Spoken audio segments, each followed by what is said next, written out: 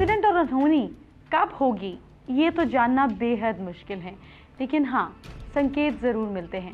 आज मैं आपको आपकी हथेली पर कुछ खास संकेत दिखाने वाली हूँ। इन्हें देखिए और अपनी हथेली से मैच कीजिए। शनि या मंगल पर्वत पर चिन्ह हो और चंद्र पर्वत के मध्य में एक रेखा हो। रुकिए, शनि पर्वत पर यहाँ पर अगर चिन्ह हो और मंगल पर्वत पर यहाँ पर भी चिन्ह हो और यहाँ पर एक रेखा हो, इस तरह से चंद्र पर्वत पर एक रेखा हो, हाथ की सिरे की ओर आती हुई, मतलब इस तरह से रेखा हो आती हुई, किसी जानवर के रास्ते में आने की दुर्घटना का संकेत या फिर किसी जानवर की वजह से अनहोनी हो सकती है। अब दूसरा संकेत समझिए। दूसरा संकेत यह है कि शुक्र पर्वत के निचले भाग रेखा के पास वर्ग बनता हो, यहाँ पर एक स्क्वायर बनता हो इस तरीके से। ये जेल जाने तक की अनहोनी हो सकती है, बहुत सावधान रहिए। लहरदार और नीचे की ओर झुकती हुई मस्तिष्क रेखा, ये लहरदार घूमती हुई और नीचे की ओर झुकती हुई मस्तिष्क रेखा जो यूं आती है, या फिर आपकी मस्तिष्क रेखा पे कहीं कोई बड़ा क्रॉस हो, जीवन रेखा पे कोई बड़ा क्रॉस हो, ये भी एक्सीडेंट का संकेत देती है। अगर आपकी मस्तिष्क रेखा के एंड में क्रॉस आता है या ये जो एरिया है यहाँ पर कहीं पर क्रॉस आता है इस तरीके से, तो ये भी बहुत अच्छे संकेत नहीं है, किसी गंभीर एक्सीडेंट का संकेत है। देखिए एक और कॉम्बिनेशन है।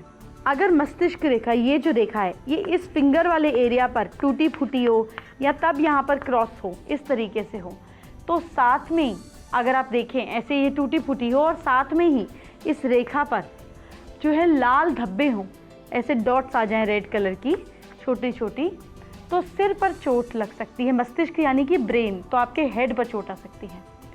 शुक्र पर्वत से एक रेखा शनि पर्वत को अगर जाती हो और उस रेखा पर शाखाएं हो, देखिए शुक्र पर्वत ये पर्वत है, यहाँ से अगर एक रेखा मिडिल फिंगर पर जाती है और उस पर ऐसे ऐसे ऐसे ऐसे रेखाएं निकलती हैं, इस तरीके से शाखाएं निकलती हों, तो ये घातक सिद्ध होती हैं।